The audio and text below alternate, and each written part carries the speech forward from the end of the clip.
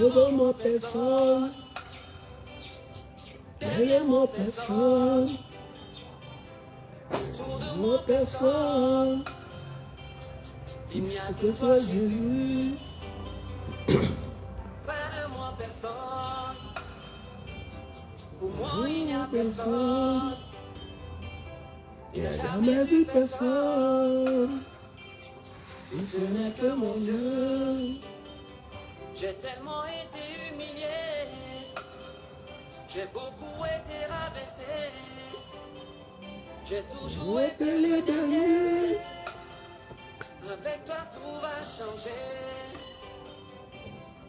Quand tu lèves, tu pourras baisser. Si tu lèves, tu pourras baisser. Je serai la tête et jamais la queue. Je suis béni parmi tous les peuples. Amen, bien-aimé, que le Seigneur te bénisse et qu'il te bénisse abondamment. Je te souhaite la bienvenue à cet autre moment de partage. Nous sommes toujours, bien-aimés, dans notre série « Comment régler spirituellement ces problèmes ?» Vous savez, je vous ai déjà dit, vous ne devez pas avoir honte des choses de Dieu. Aujourd'hui, bien-aimés, nous qui avons décidé d'expérimenter Dieu, d'expérimenter la puissance de Dieu, nous faisons l'objet des critiques. Moi, j'ai entendu des choses un jour, bien-aimé, tellement désobligeantes. Quelqu'un dit que oh, la vie vous a dépassé. La vie vous a dépassé. C'est pour cela que vous êtes dans les églises. Je lui ai dit que mais, est-ce que c'est une attitude illogique? Qu'est-ce qu'il y a de plus normal si ce n'est d'aller à l'église quand la vie t'a dépassé? Vous choisissez d'aller chez les marabouts, mais nous on choisit d'aller à l'église. Quand la vie vous dépasse, vous partez chez les marabouts. Mais nous, quand la vie nous dépasse, nous on part à l'église, on part chercher Jésus. Donc, pour quelle raison vous voulez que on soit, n'est-ce pas, honteux? Pourquoi vous voulez qu'on ait honte? Quelqu'un te dit, la vie t'a dépassé, pourquoi tu pars à l'église? Tu dis Amen. Toi, la vie qui te dépasse, là, toi, tu pars où? Il faut aussi lui poser la question, toi, tu pars où? Dis-moi aussi là où tu pars. Tu connais quand même là où moi, je pars à l'église. Je pars chez Jésus. Toi, quand la vie te dépasse, toi, tu pars où? Tu pars chez qui? Tu pars faire quoi? Si tu es aussi courageux, dis-nous. Dis-nous ce que tu fais dans les ténèbres. Parce que nous, on fait pour nous dans la journée. Nous, on fait pour nous ouvertement. Ce n'est pas caché. On part chercher notre Seigneur Jésus parce qu'on sait qu'il est compatissant. On sait que même si tu as galéré comment, dès que, n'est-ce pas, tu le rencontres, si tu es sincère, il va te délivrer. Et on sait que la bénédiction vient de Jésus. Il n'y a jamais les problèmes derrière. Jésus ne peut pas te bénir aujourd'hui et après demain, il te dit que bon, ton premier fils va mourir. Non, Jésus ne peut pas te bénir demain et il dit demain, il te bénit aujourd'hui, il dit demain que non, bon, tu vas perdre un œil. Jésus ne peut pas te bénir aujourd'hui. Après, il dit demain, pour me payer la bénédiction là, tu vas, n'est-ce pas, effectivement perdre ta femme. Non. C'est pour ça que nous, on part chez Jésus. Nous, on n'a pas la force. On n'a pas la force pour aller chez les marabouts là où vous partez là. Pour aller, n'est-ce pas, effectivement, nous aliéner. Moi, je n'ai pas la capacité de vendre mon enfant pour devenir riche. Je n'ai pas la capacité de tuer quelqu'un. Je n'ai pas le cœur là.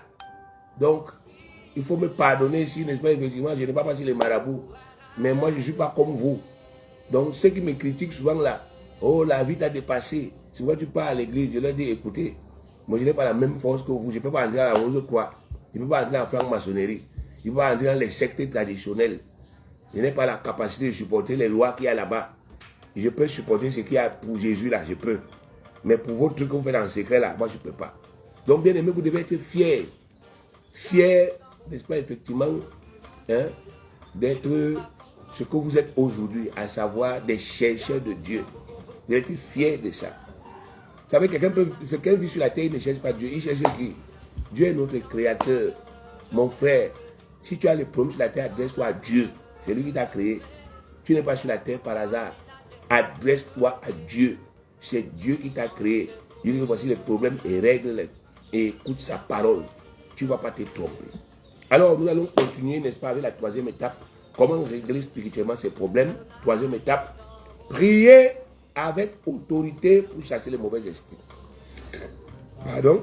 Prier avec autorité pour chasser les mauvais esprits. Il va ajouter prier avec autorité au nom de Jésus-Christ pour chasser les mauvais esprits. Vous savez, bien aimé, dans notre dernière vidéo, nous avons vu que la confession des péchés, possède des effets très puissants sur les démons.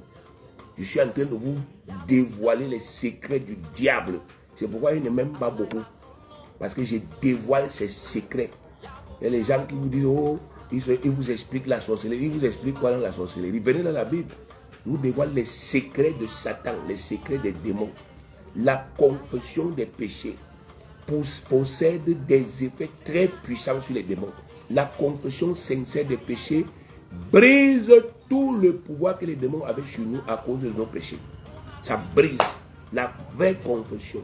Ça brise le pouvoir des démons. Vous devez comprendre la spiritualité. Un démon a autorité sur quelqu'un.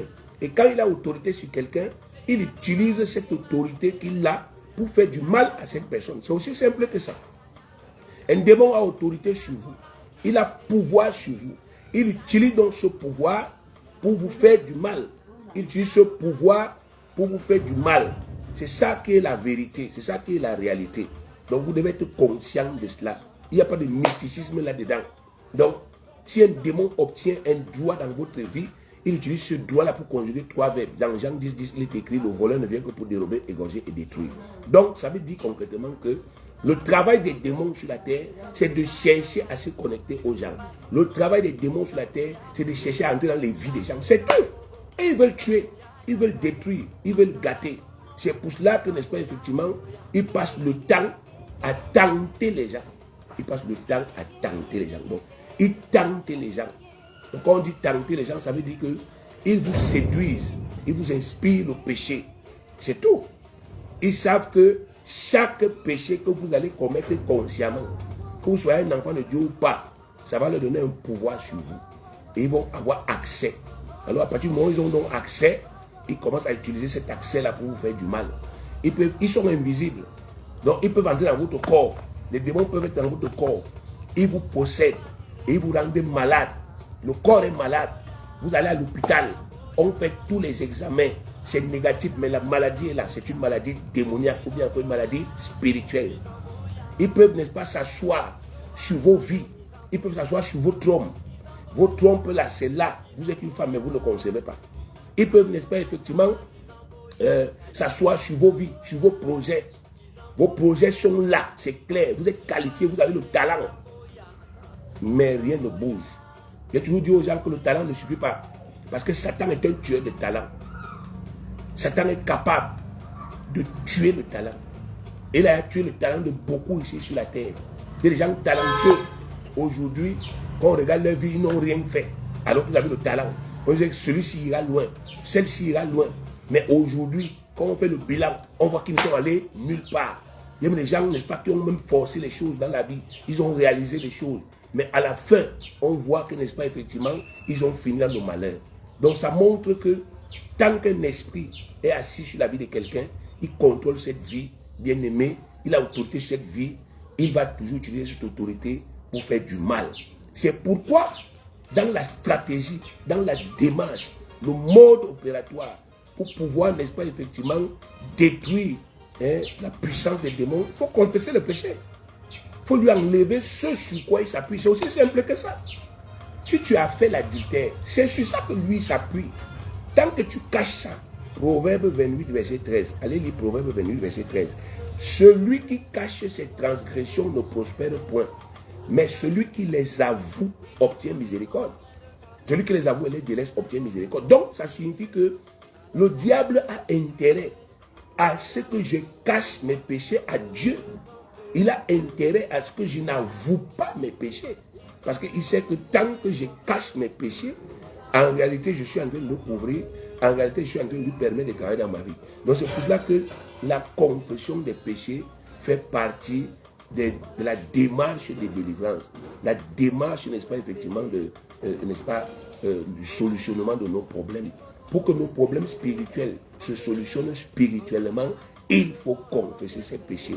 En confessant ses péchés, bien aimés, on détruit le pouvoir que ces péchés avaient sur nous.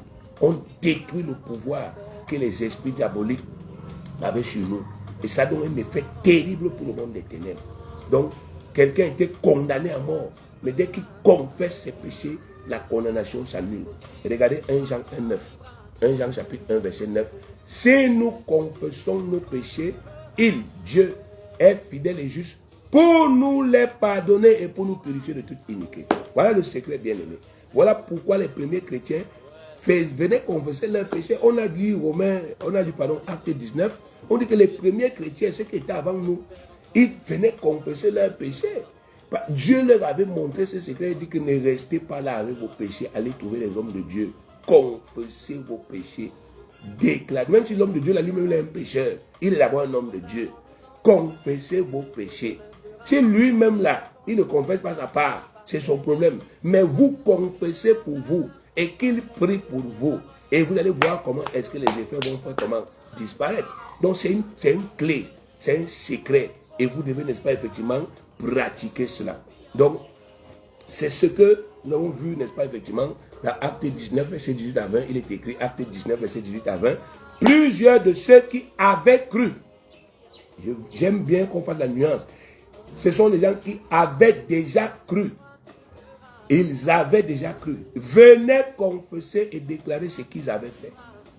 Les gens qui avaient déjà cru en Jésus, la prochaine étape, après avoir cru en Jésus, c'était de faire quoi? De confesser et de déclarer ce qu'on a fait. Et un certain nombre de ceux qui avaient exercé les arts magiques, ayant apporté leurs livres, les brûlés devant tout le monde, on en estimait la valeur à 50 000 pièces d'argent. C'était ainsi que la parole du Seigneur croissait en puissance et en force. Donc à ce temps-là, la parole de Dieu s'accomplissait puissamment dans les vies des gens parce que le pouvoir des démons était brisé. Les gens, la première église, ils avaient compris ça. Souvent on vous dit que tous les malades qui venaient la guérissaient. Parce que quand les malades arrivaient, ils confessaient leurs péchés. Ils confessaient Jésus, après ils confessaient leurs péchés. Ils confessaient Jésus, ils naissaient de nouveau, et puis ils confessaient leurs péchés. C'est pour cela que leur prière était facile. Or, aujourd'hui, bien aimé, ce n'est plus le cas. Les gens viennent, et puis ne confessent rien du tout. Ils demandent seulement à des hommes de Dieu, priez pour moi, et les hommes de Dieu prient. Et il y a beaucoup d'hommes de Dieu aussi, qui sont dans des logiques bizarres. Ils organisent des grandes campagnes, ils rassemblent la foule, et ils déclarent les bénédictions. Que, n'est-ce pas, le feu du Saint-Esprit vous donne les mariages, le Saint-Esprit vous donne les enfants, le Saint-Esprit vous donne ceci, sans se préoccuper de mettre les gens dans la procédure qui est de confesser Jésus et de confesser ses péchés. C'est pour ça que vous pouvez faire 1000 campagnes, 1000 croisades, mais vous êtes toujours au même niveau. Vous n'avez pas suivi la procédure. Dieu n'est pas un Dieu des émotions. Les choses là peuvent vous plaire. Non, le type là prêche bien. Ça, c'est votre problème là-bas. Une bonne prédication n'a pas des effets. C'est ce qu'on pratique dans la parole de Dieu qui a les effets. C'est depuis l'Ancien Testament. Josué chapitre 1, verset 8. Que ce livre de la loi ne s'éloigne point de ta bouche. Médite le jour et nuit pour agir fidèlement selon tout ce qui est écrit. Car c'est alors que tu auras du succès dans tes entreprises. C'est alors que tu réussiras. Il y a des lois. Moi, je ne sais pas pourquoi vous acceptez toujours qu'on vous mette dans les conditions où vous ne pratiquez pas les lois. Et il y a les lois, comme il y avait les lois dans l'Ancien Testament, il y a les lois pour l'Église. Il y a des principes, des lois que l'Église doit suivre, que les enfants de Dieu doivent suivre pour être bénis. Des lois qui commandent la bénédiction. Les lois de Dieu ne sont pas pour la malédiction, c'est pour la bénédiction. Et confesser ses péchés fait partie d'une de ces lois-là. Parce que c'est le moyen que Dieu a prévu. Il a établi ce moyen pour briser le pouvoir des démons. Vous faites comment? Dieu dit confesse tes péchés, toi tu dis que tu ne confesses pas. Bon, tu vas donc briser le pouvoir des démons comment dans ta vie. Souvent, vous êtes dans l'église, vous êtes sincère, vous avez vraiment donné votre vie à Jésus. Mais vous êtes surpris du fait qu'il y a toujours des blocages dans vos vies. Il y a toujours quelque chose qui bloque votre bénédiction, qui vous empêche d'être épanoui. Et vous posez des questions, mais c'est un pourquoi. Pourquoi je suis là? je suis à l'église, je suis à la chorale, je chante, je suis l'ami du pasteur, je nettoie le sol. Seigneur, je suis fidèle aux réunions. Mais pourquoi alors l'histoire que j'ai prise si ça ne change pas? Parce qu'il y a un blocage. Il y a quelqu'un qui bloque. Un esprit est là. Il bloque. Il y a un péché qui n'est pas confessé. C'est tout. Je vous parle par expérience. Je vous parle par expérience. Il y a des gens qui parlent des choses parce qu'ils ont lu dans la Bible. Moi, je parle parce que j'ai lu dans la Bible, c'est vrai, mais j'ai expérimenté. J'ai fait des délivrances. On prie toute une journée. Et rien ne se décante. L'esprit se manifeste. Il se manifeste, il se manifeste, il parle, mais il ne parle nulle part. Jusqu'à ce que le Seigneur me dise, Abraham, demande à cette personne-ci de confesser ses péchés. J'attends que la personne revienne en elle. Je dis, confesse tes péchés. Et dès que la personne confesse ses péchés, surprise. Tu veux même dire au nom de Jésus, l'esprit est déjà parti. Parce qu'il sait qu'il n'a plus de droit, il n'a plus de force, il n'a plus de puissance. Donc, bien aimé, il n'y a pas de mysticisme dans le christianisme. Il ne faut pas que les gens vous embrouillent. Vous pouvez pratiquer les lois de Dieu chez vous et vous vous en sortez. Si vous connaissez ces lois, si vous y croyez. Donc, aujourd'hui, vous devez prendre la peine de le faire. Vous prenez le papier. Je vous ai dit, pour moi, quand on espère effectivement quelqu'un veut faire quelque chose, moi j'attends qu'il fasse ça bien. Vous prenez un papier. Vous écrivez votre nom. Je m'appelle Nganke Abraham. Aujourd'hui, je confesse à Dieu, le Père du Seigneur Jésus-Christ, les péchés que j'ai faits. Parce que je reconnais que derrière chacun de ces péchés-là, il y a une malédiction. Je reconnais que derrière chacun de ces péchés-là, il y a un esprit. Moi, je le reconnais, Seigneur, il y a un esprit derrière chaque péché que j'ai fait. Je confesse. Je voudrais préciser que la confession de péché n'est pas un jugement. La Bible dit que Dieu ne nous juge plus. C'est une démarche spirituelle. C'est un principe spirituel. Donc, tu n'as pas besoin de mettre la honte là-dedans. Oh, c'était trop grave. Non, on ne t'a pas demandé de commenter tes péchés. On ne dit pas faites le commentaire de vos péchés. Confessez-les. Ce n'est pas compliqué. C'est je confesse que moi, si j'ai volé, c'est-à-dire qu'il y avait la chose de quelqu'un, j'ai volé, j'ai pris sans lui demander et j'ai utilisé. Je demande pardon pour ça au nom de Jésus. Je confesse que j'ai menti. Donc j'ai dit quelque chose à quelqu'un, mais je savais que ce que je dis là, c'est faux. Et je ne vais pas réaliser. Je demande pardon pour ça au nom de Jésus. Je confesse que j'ai escroqué. J'ai pris la chose de quelqu'un et j'ai utilisé ça à mes fins sans son accord. Je demande pardon au nom de Jésus. Je confesse que je suis allé chez les marabouts pour chercher je ne sais pas quoi. Peut-être la puissance, peut-être le mariage, peut-être l'accouchement. Je confesse ça au nom de Jésus. Vous confessez. Vous confessez de façon exhaustive. Vous demandez pardon. Et après, vous déclarez au nom de Jésus-Christ. Je déclare que ces péchés me sont pardonnés aujourd'hui. Conformément à 1 Jean 1,9. Je déclare que tous les péchés que j'ai confessés aujourd'hui me sont pardonnés au nom de Jésus. Parce que c'est écrit. C'est écrit dans la parole. Si tu confesses tes péchés, Dieu est fidèle et Dieu est juste pour te pardonner et pour te purifier de toute iniquité. Tu crois. Si Dieu dit que confesse, tu crois. Confesse, tu crois. Bien-aimé, tu veux l'appeler au téléphone. Il a déjà dit si tu confesses. Donc le problème n'est pas chez Dieu, le problème est chez toi. Quand tu confesses que tu as volé là, est-ce que tu es sincère? Oui, le Saint-Esprit sait. Ça, c'est un homme sincère. C'est une femme sincère. Le péché que tu confesses sincèrement s'efface au nom de Jésus-Christ. Quelle théologie on va vous apprendre là? C'est ce qui est écrit. 1 Jean 1,9. Si nous confessons nos péchés, il est fidèle, il est juste pour nous pardonner et pour nous purifier de toute iniquité. Tout ce qui reste là, c'est le souvenir. C'est la conscience du péché. Pas le péché lui-même. Le péché lui-même, il part. Mais sa conscience, son souvenir reste. Et c'est ce souvenir qui emprisonne souvent les gens. Donc il a confessé ses péchés. Mais le diable vient lui rappeler encore ses péchés. Donc tu avais quand même trop fait. Tu as quand même trop. Tu as fait fort. Et il commence encore à confesser. On confesse une fois. Et Dieu efface une fois. Non, mais on doit croire. C'est la foi. Bien-aimé, la vie avec Dieu est basée sur la foi. Vous n'avez pas la foi. Laissez. Tout ce que vous faites là, Dieu ne prend pas plaisir à ça. La vie chrétienne sans la foi, c'est comme si vous avez la sauce. C'est beau, mais il n'y a pas le sel dedans. Ça n'a pas de goût. C'est insipide. C'est inavalable. Dieu dit dans Hébreux chapitre 11, verset 6, « Or, sans la foi, il est impossible de lui être agréable. » Vous faites comment? Vous n'avez pas confiance en moi. Dieu, moi votre Père, moi votre Créateur. Je vous garde chaque jour. Je vous protège. Je vous dis de croire. Vous dites non. Ok, d'accord. Vous n'avez pas la foi. Vous ne me plaisez plus. Il n'y a rien. Donc, tout ce que nous faisons, ce n'est pas la foi. Vous confessez vos péchés. Vous croyez. Même si après avoir confessé, quelqu'un contre qui vous avez péché, vous juge et vous condamne. C'est pour lui là-bas. Dieu lui vous a pardonné. La malédiction l'a quitté de votre vie. C'est terminé. Vous croyez. Et après ça, bien aimé, vous passez à la troisième étape. La prière d'autorité. La prière d'autorité. Pour chasser les démons qui s'appuient sur les péchés pour travailler contre vous. Vous les chassez. Ces démons sont une réalité. Ils sont là. Vous n'avez pas besoin de les sentir. Vous n'avez pas besoin de les voir. Vous n'avez pas besoin de les entendre. Ils sont là. Donc, après que vous avez confessé vos péchés et confessé votre foi que je suis pardonné, passez à la troisième étape. Commencez à prier. Au nom de Jésus, toi, l'esprit qui t'a appuyé sur l'adultère, je te chasse de ma vie. Je te parle. Je sais que tu existes. Je te chasse de ma vie. Tu t'es appuyé sur l'adultère.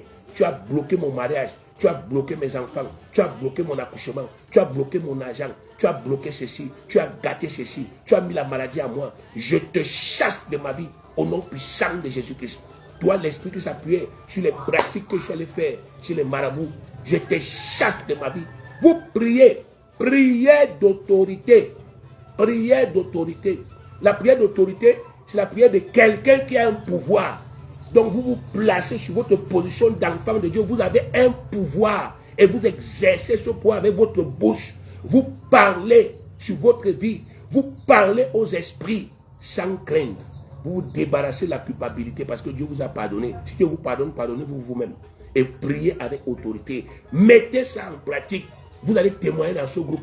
Vous allez témoigner que j'ai fait la prière d'autorité. Les choses étaient dans mon ventre, c'est sorti. J'ai chassé les démons. Ils sont sortis de ma vie. J'ai fait cette prière. Je me suis appuyé sur, n'est-ce pas, effectivement, le sang de l'agneau qui a coulé pour moi. J'ai ordonné aux esprits qui m'empêchaient d'avancer, qui m'empêchaient de prospérer. Je leur ai demandé de partir. Les esprits sont entrés à mon ministère pour que mon ministère n'avance pas alors que je suis un serviteur de Dieu. Je leur ai demandé de partir. Je les ai chassés. Ils sont partis. Regardez Marc chapitre 16. C'est Jésus qui parle, c'est pas moi. Marc 16, 17 à 18. Voici les miracles qui accompagneront ceux qui auront cru. 2 points. En mon nom, moi Jésus, ils chasseront les démons. Bien-aimés, les démons ne partent jamais d'eux-mêmes. Les démons ne partent nulle part d'eux-mêmes. Si les démons partaient d'eux-mêmes, on n'aurait plus besoin de ce que Jésus vient de dire ici. Même quand vous avez confessé vos péchés, ils ont perdu leur pouvoir. Mais ils ne bougent pas. Parce qu'ils sont malhonnêtes. Ils sont des voleurs. Ils sont des esprits voleurs. Des esprits injustes. Un esprit juste. Quand vous confessez vos péchés, il doit partir. Mais ils ne sont pas justes. Vous confessez vos péchés. Ils n'ont plus de droit. Ils n'ont plus de pouvoir. Mais ils restent là. Il faut les chasser. Voici les miracles qui accompagneront ceux qui auront cru en mon nom. Ils chasseront les démons. Ils parleront de nouvelles langues. Ils saisiront les serpents. S'ils boivent quelques breuvages mortels, il ne leur fera point de mal. Ils imposeront les mains aux malades et les malades seront guéris. Nous voyons aussi un certain nombre de manifestations d'autorité. Il faut chasser les démons. Bien aimé, regardez encore Marc chapitre 9. Marc 9, verset 25 à 27. Et Jésus, voyant accourir la foule, menaça l'esprit impur. Jésus, voyant accourir la foule, menaça l'esprit impur et lui dit: esprit muet et sourd, je te l'ordonne, sors de cet enfant et n'y rentre plus. Et il sortit en poussant des cris et en l'agitant avec une grande violence. L'enfant devint comme mort, de sorte que plusieurs disaient qu'il était mort. Mais Jésus l'a pris par la main, le fit lever et il s'était debout. Voilà. Jésus chasse un esprit. Cet enfant était muet. Cet enfant était sourd. Mais ce mutisme et cette surdité étaient spirituels. Il y avait un esprit dans le corps de cet enfant qui l'empêchait de parler et qui l'empêchait d'entendre. Et qui lui donnait ce qu'on appelle aujourd'hui, vous appelez ça quoi là, l'épilepsie. Il avait des crises d'épilepsie. Tous les symptômes étaient normaux. C'était des symptômes naturels. Mais en réalité, c'était un esprit qui faisait ça.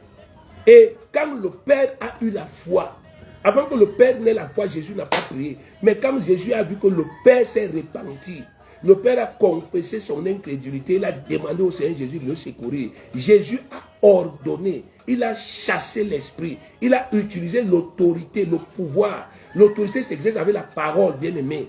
Vous devez parler à ces esprits, vous devez les chasser. Pourquoi vous les tolérez dans vos vies? Vous devez les chasser. Sors de ma vie, va-t'en au nom de Jésus-Christ. Je te chasse de ma vie, va-t'en au nom de Jésus-Christ. Toi, l'esprit qui faisait telle chose. Regardez bien Jésus ici. Il dit, esprit muet et sourd.